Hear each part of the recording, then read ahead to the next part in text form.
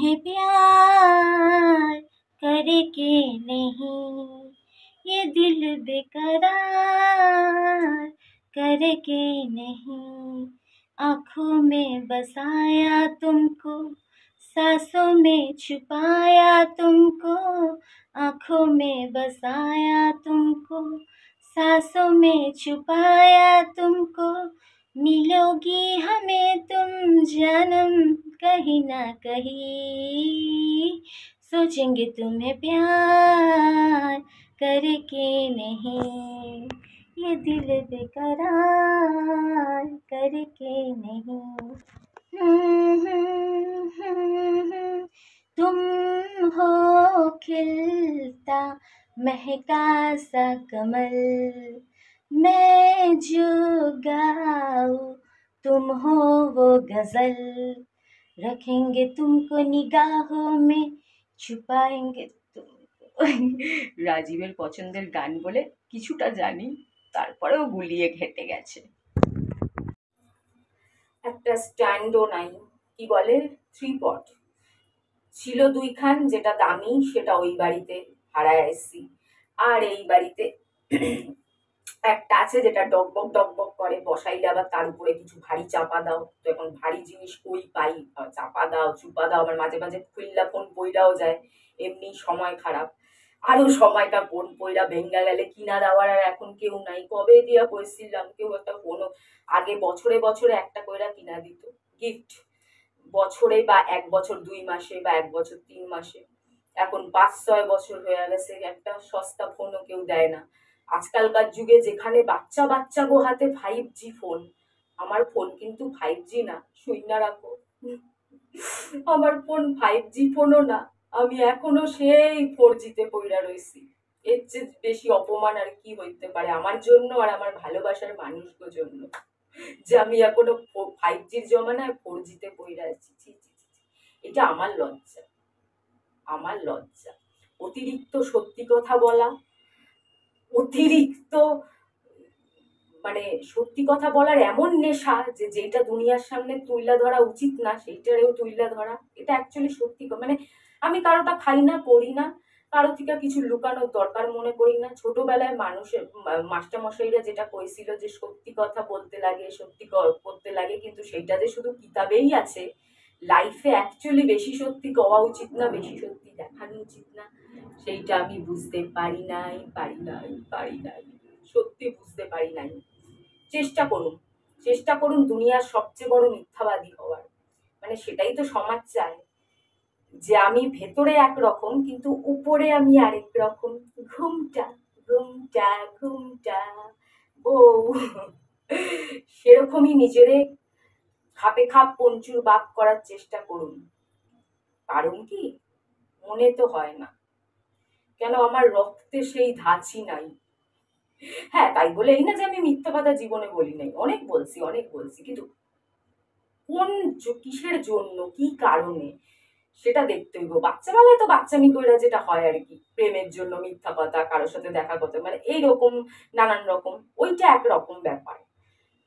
আর আমি যেটা সত্যি কথা কই সেইটা আরেক রকম। মানে অত খুইলা বলতে গেলে এখন খিচুড়ি হয়ে যাইব। তোমরা যারা বুদ্ধিমান তারা বুঝতে পারতেছ আমি কি বলতে চাইতেছি।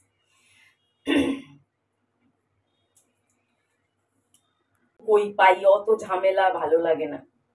তো যাই হোক, আজকে একটা গান শুনলাম, কাকতালীয় ভাবে সেই গানটা রাজীবের খুব পছন্দের গান। এই গানটা শুনিয়ে শুনিয়ে আমার কান পচিয়ে দিত। ওকে গান চালাতে বললে এই গানটাই সাজেস্ট করতো আর এই গানটাই প্রথমে চালাতো।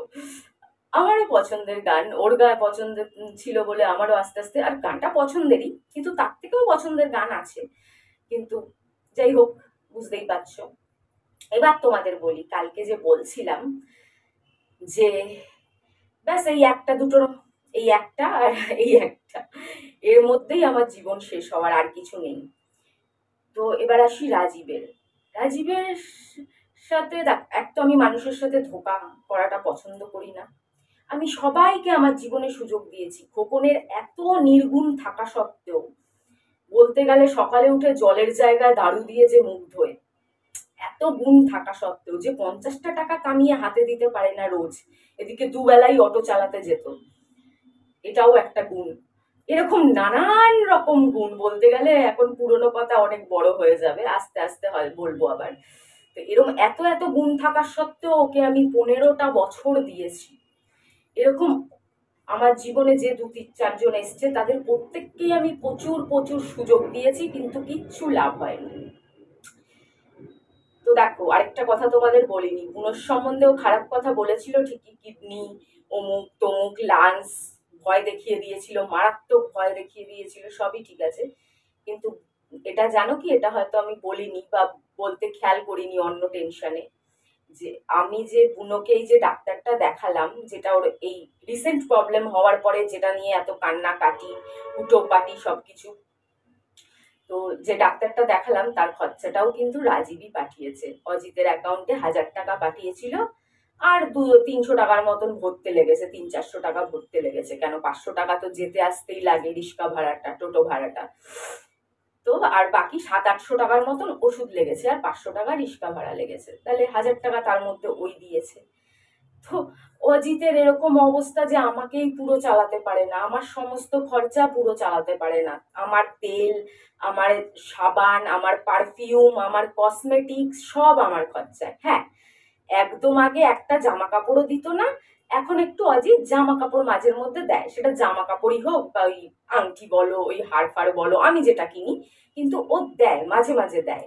150 টাকা, 200 টাকার জিনিস হলে, 250 টাকার জিনিস হলে দেয়। এই যে আমার পুজোর জামা কাপড় এত গয়নাগাটি কিনে রেখেছি, নকল নকল এত গয়নাগাটি কিনে রেখেছি, তার ধরো তার মধ্যে 7-8টা আমি কিনেছি, তো 7-8টা বুনোর বাবা দিয়েছে, মিথ্যে কথা বলবো না। কিন্তু তবুও কসমেটিক্স বুনোর বাবা দেবে না। এই যে মাথায় আমার তেল লাগে, মুখে কিছু লাগে, একটু মেয়ে ছেলে মানুষ, একটু তো কিছু লাগবেই, টোনার বলো, এটা বলো সেটা বলো, তারপর নাইটি, তারপর আমার বাচ্চাদের খরচাটা যেটুকুনি যেটা দিতে পারি, বৈষ্ণবী এখানে এলে বৈষ্ণবীকে ঘোরানো, পুজোয় ঘোরানো, গরমের ছুটিতে ঘোরানো, ওই সমস্ত খরচা বুনোর বাবা দিতে পারে না, তো সেটা তো আমাকেই টানতে হবে। তো আমার অবস্থা কি তো জানো, এত মহান মহান ব্যক্তিত্বরা আমার পিছনে হাত ধুয়ে পড়ে গেছে, যার জন্য আমার 23,000-এর চ্যানেল যদি ডিলেট হওয়ার থাকতো, হ্যাঁ আমি নিজের মুখে বলছি, যদি ডিলেট হওয়ার মতন কোনো রসদ অ্যাকচুয়ালি থাকতো তো ওই 23,000-এর চ্যানেলে ছিল। এই 9,000-এর চ্যানেলে একটু ভুল ভ্রান্তি হয়ে গেছে, কিন্তু যেটুকুনি ভুল ভ্রান্তি হয়ে গেছে সেরকম ভুল ভ্রান্তি কোটি কোটি মানুষ, লাখ লাখ মানুষ করে যাচ্ছে, রোজ দেখছি, লাইভ খুললে দেখছি, সব দেখছি, কিন্তু আমার সাথে হলো তো হলো তো হলো। আবার এমনই হলো যে ভবিষ্যতেও আমি যত ভিডিও করব, এখন যে চ্যানেল খুলেছি, কিংবা আমি যদি ভবিষ্যতে আবার যে অন্য চ্যানেল খুলি, কথায় কথায় বলছি, তাহলেও সেই প্রবলেমগুলো আমার পিছনে লেগেই থাকবে, মানে আমার সাথে স্ট্যাম্প মেরে চিপকে দেওয়া হয়েছে প্রবলেমটা, বুঝছো কত বড় শত্রুতা নেই। তো আমাকে তো তাই কারো না কারো মুখ দিয়ে তাকাতেই হবে। এখন আমার নিজের কাজের এই অবস্থায় পরিণতি আমার নিজেরই ভুলে, মানুষকে বিশ্বাস করার ভুলে। তো আমার তো ভিক্ষার ঝুলি, আমি মজবুর, আমার কিছু করার নেই, কি আর করবো বলো। এরকম নানান রকম মিলিয়ে ঝুলিয়ে, আবার ভেবো না যে শুধু তার মানে তো ও চালাতে পারে না, তোমার ইউটিউবে প্রবলেম তার জন্য, শুধু স্বার্থের জন্য না, শুধু স্বার্থের জন্য না, সবকিছু মিলিয়ে ঝুলিয়ে। দেখো, ওরকম যদি তো বলতে যাও তাহলে তো দুনিয়ার সব মা বাবাও স্বার্থপর। যদি তাই না হবে তাহলে মেয়ের বিয়ের আগে ভালো ছেলে কেন খোঁজে, যে মেয়েকে ভালো খাওয়াতে পারবে, ভালো পড়াতে পারবে, সরকারি চাকরি কিনা, এরকম অনেক বাবাই খোঁজেন, বেশিরভাগ বাবাই। সরকারি চাকরি না হলেও দেখেন যে ছেলের কিছু আছে কিনা, ছেলের এরকমই তো হয়, তাহলে সেটাও তাহলে স্বার্থপরই হলো। যদি আমি স্বার্থপর হই, একটু একটু তো নিজের জীবন, নিজের কথা তো সবাইকেই ভাবতে হবে, নাহলে কে ভাববে আমাদের হয়ে।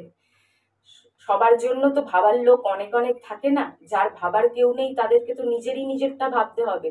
সেটা যদি কেউ স্বার্থপরতার নাম দেয় বা অন্য কিছুর নাম দেয়, কিছু তো করার থাকে না, তাই না? তো এই হলো একটা কথা। আবার আরেকটা কথা বলবো,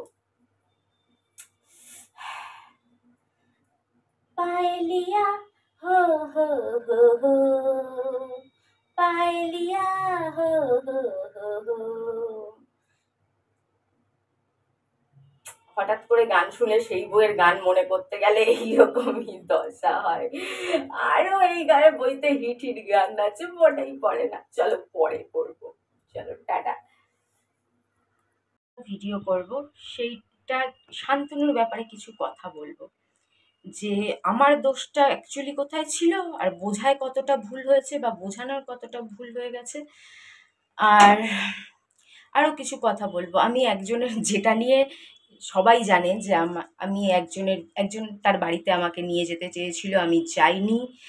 তার জন্য যত ঝামেলা হয়েছিল, যত ঝামেলা ছিল, কিন্তু মানুষ যে কারণটা ভাবছে অ্যাকচুয়ালি কারণটা সেটা না। আমি সত্যি কারণটাই ৯০০০-এর চ্যানেলেও বলেছিলাম, আমার যতটা মনে আসছে 100% শিওর আমি বলেছিলাম হয়তো, কিন্তু হয়তো সেটা সবাই শুনতে পারেনি। কেন, ওই চ্যানেলে, পুরোনো চ্যানেলের তো সবাই আসতো না রোজ রোজ।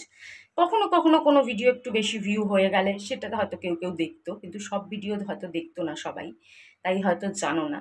তাই আমি আরেকবার আসল কারণটা বলবো, কিন্তু আমি জানি আসল কারণটা কেন। তখন প্রথম প্রথম ভিডিও করেছিলাম, বলেছিলাম সেটাতে বেশ কিছু ভিউ হয়েছিল, হয়নি যে তা না, কিন্তু তবু আমি আরেকবার বলবো। কেন, অনেকেই জানে না, সে তো বুঝতেই পারলাম, তাই কারণটা একটু অন্যরকম বলা হয়ে গেছে। কারণটা সেটা না, কারণটা অন্য কিছু, সেটা বলবো। শুধু বলবোই না, একদম প্রমাণ করেই বলবো, যাতে তোমরা বিশ্বাস করবে। আমি জানি তোমরা শুনেছো, অনেকেই শুনেছো, আমি ৯০০০-এর চ্যানেলটাতেও বলেছিলাম। পাওয়ার কারণটা এরম ছিল না যে আমি কারোর উপর বিশ্বাস করিনি। যদি বিশ্বাস না করতাম তাহলে ফোনেও তার সাথে আমি কথা বলতাম না, বা হোয়াটসঅ্যাপে কথা বলতাম না, বা ভিডিও কলে কথা বলতাম না। ব্যাপারটা ছিল আমার কিছু পার্সোনাল, সেটাই বলবো।